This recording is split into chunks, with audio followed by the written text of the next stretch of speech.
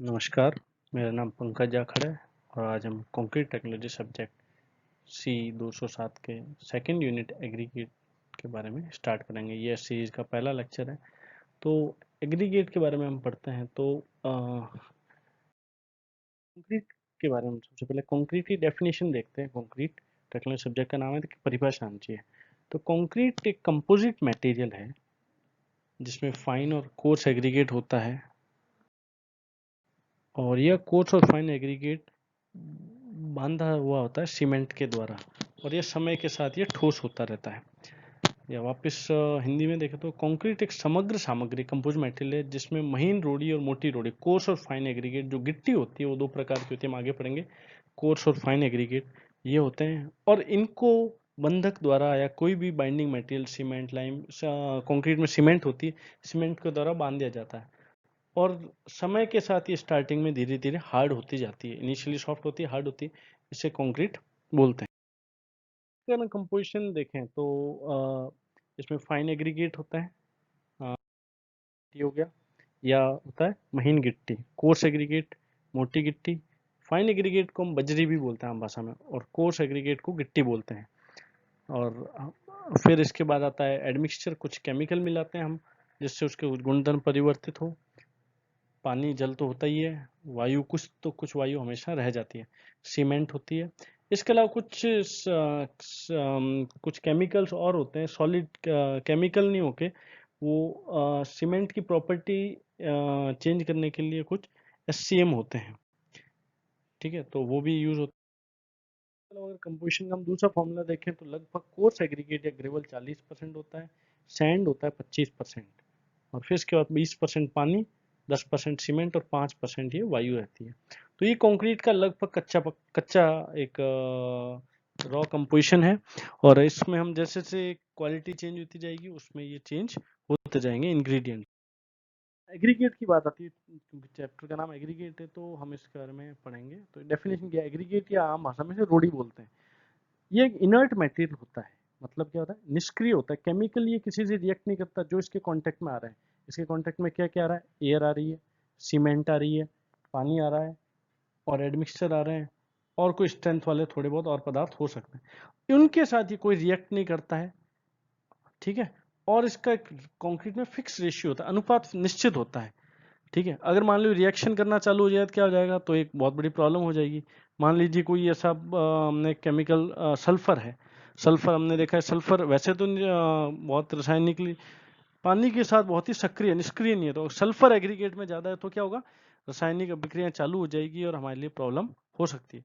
तो ये एक उदाहरण है। इसका कार्य क्या है, पहला बात है, सबसे मुख्य कार्य इसका कि फिलर की तरह एक्ट करता है। फिलर की तरह मतलब क्या करता है, आयतन बढ़ाने का काम करता है, जो जगह है उसको भरने का काम करता है।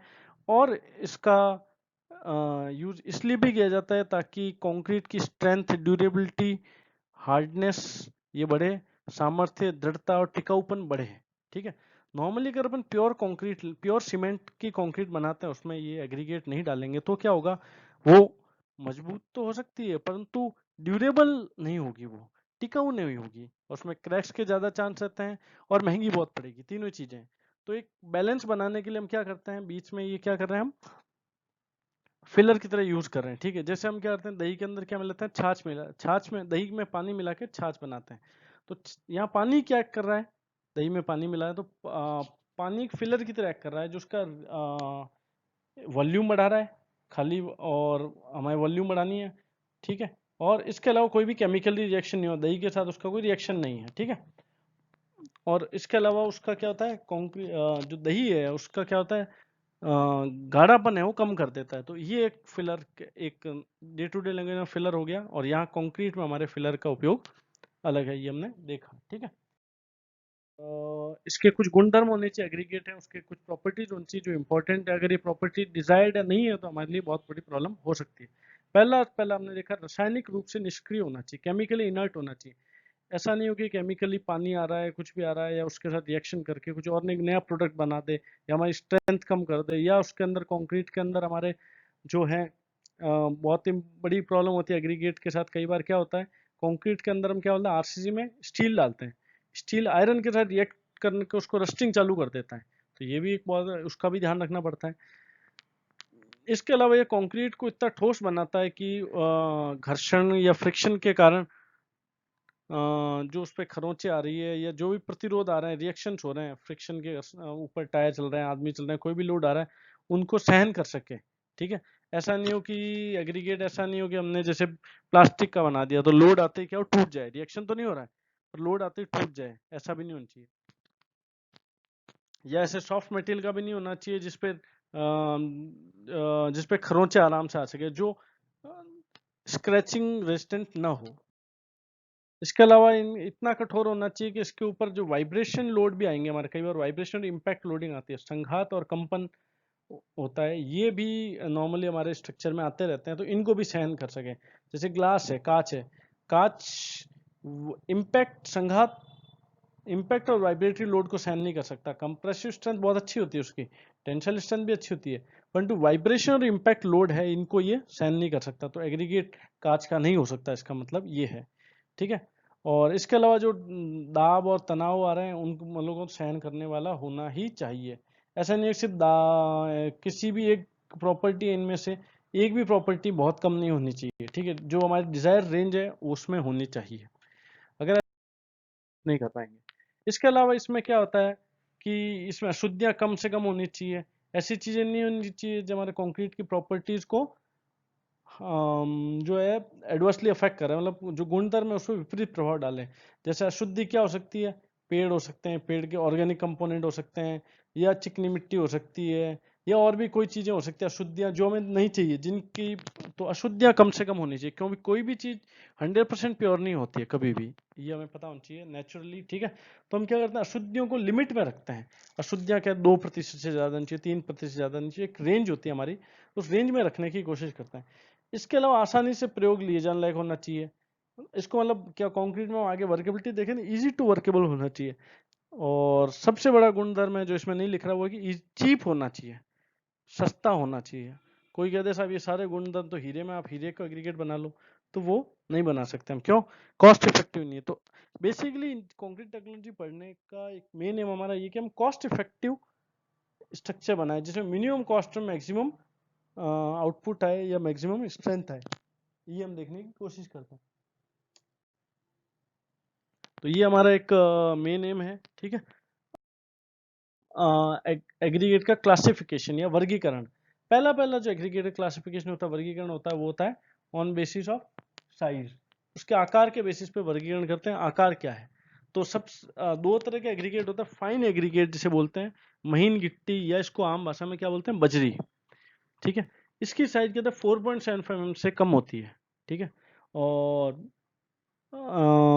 यस लगभग 35 से 40% ये होता है, क्या होता है, फाइन एग्रीगेट होता है हमारे कंक्रीट का, बाई वेट होता है, बाई वेट होता है 35 से 40 45% तक। ठीक है, इसके बाद अगर हम आते हैं एग्रीगेट या मोटी गिट्टी, इसकी साइज 4.75 mm से बड़ी होती है।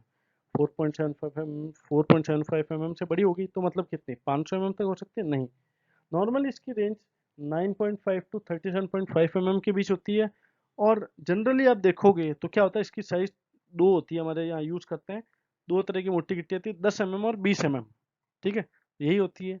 और 40 mm से ऊपर का अगर हम कोर्स एग्रीगेट, जितना बड़ा एग्रीगेट यूज करेंगे कोर्स एग्रीगेट, उसकी स्ट्रेंथ उतनी बढ़ती जाती है।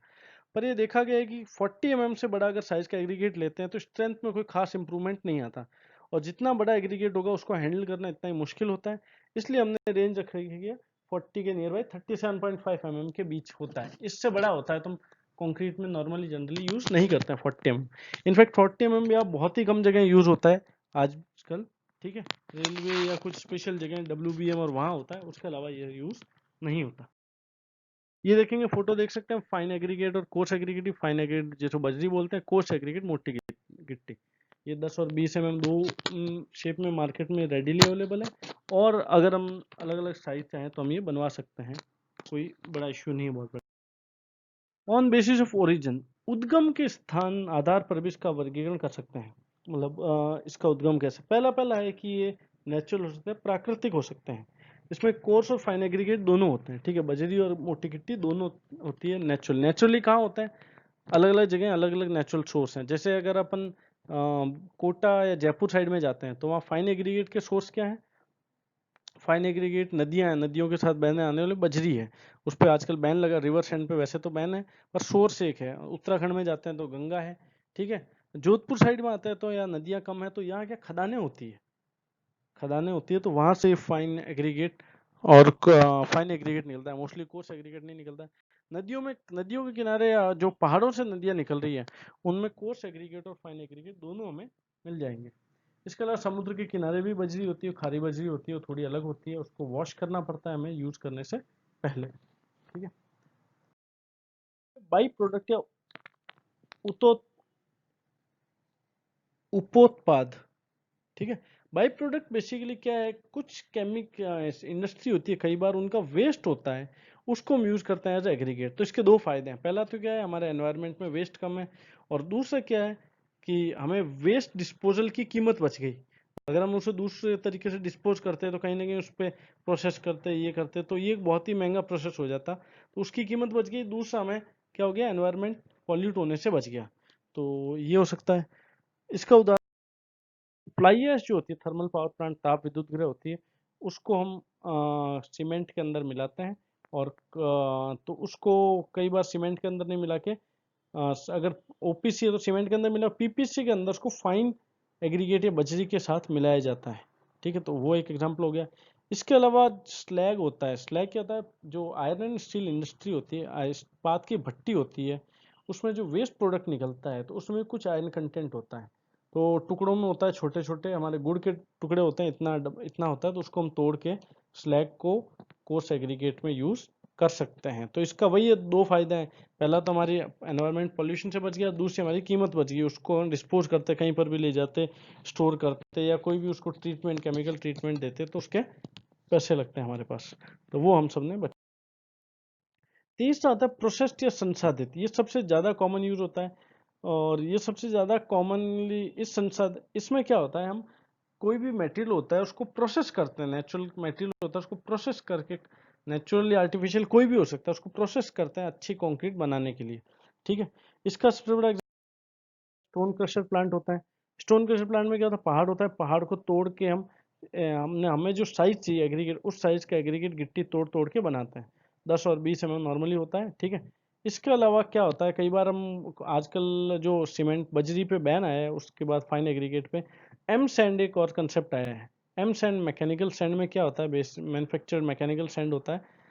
तो उसमें क्या होता है बेसिकली, हम जो कोर्स जो एग्रीगेट है, जो पहाड़ है हमारा, उसको मैकेनिकली पीस के इस साइज में बनाते हैं कि क्या, स्टोन डस्ट अलग होता है, ये अलग होता है, उसको पीस के बजरी की साइज में ही बनाते हैं। तो एम सैंड मैकेनिकल सैंड होती है, तो ये भी एक तरह का प्रोसेस ही है, हमने जो नेचुरली पहाड़ था उसको प्रोसेस करके बनाया। इसके अलावा कई बार क्या होता है, हमें लाइट वेट कंक्रीट बनानी होती है, हल्की कंक्रीट, जैसे हम देखेंगे, जैसे हमें बुर्ज खलीफा के टॉप फ्लोर पे हमें कंक्रीट स्ट्रक्चर बनाना है, तो हम चाहेंगे लाइट वेट हो, तो लाइट वेट बनाने के लिए हम क्या करेंगे, उसको उसके अंदर जो एग्रीगेट है वो भी लाइट वेट होना चाहिए, पूरा स्ट्रक्चर कंक्रीट लाइट वेट हो, तो उसके जो कंपोनेंट्स है वो लाइट वेट होने चाहिए। उसके लिए हम क्या करते हैं, क्ले शेल होता है, जो ये केमिकल एक्चुअली नेचुरल मिनरल्स हैं, शेल और क्ले, ठीक है, इनको गर्म करके कंक्रीट में यूज करते हैं, तो ये भी एग्रीगेट की तरह यूज कर सकते हैं लाइट वेट में। तो ये बेसिकली हमारे पास उदाहरण हो गए कि एग्रीगेट का क्या क्लासिफिकेशन हो गया। पहला था ओरिजिन के बेसिस, साइज बेसिस पे, दूसरा है ओरिजिन बेसिस। हम देखेंगे टिपिकली पावर प्लांट हमारे पास है, स्टोन क्रशर प्लांट है, ये देख सकते हैं। तो ये साइड में माइन देख रहे हैं, ये माइन है इस एरिया से, या पास पास कहीं पहाड़ है या माइन है, उससे हम पत्थर खोद के लाते हैं। ये रास्ते हैं हमारे पास, ये रास्ते से ट्रक आते हैं और क्या करते हैं बेसिकली, यहाँ पे डंप करते हैं। डंप करते हैं तो वो क्रशर क्या करता है, स्टोन उसको, बड़े पत्थर आते हैं पीछे से, उसको तोड़ते हैं, अलग अलग साइज में ब्रेक करते हैं। हमारे पास बॉल मिल्स और कई तरह की मिल्स होती है, जॉ ग्राइंडर होते हैं।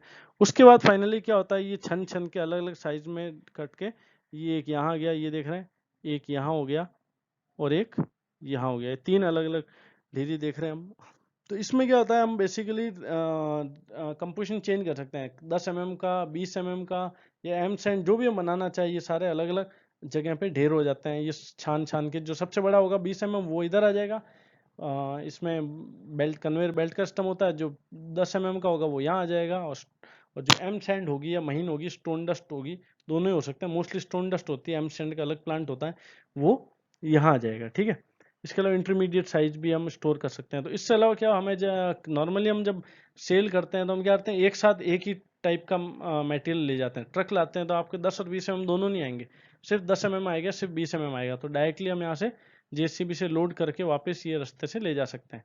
सिंपल सा एक है ये डायग्राम। ठीक है, नेक्स्ट लेक्चर में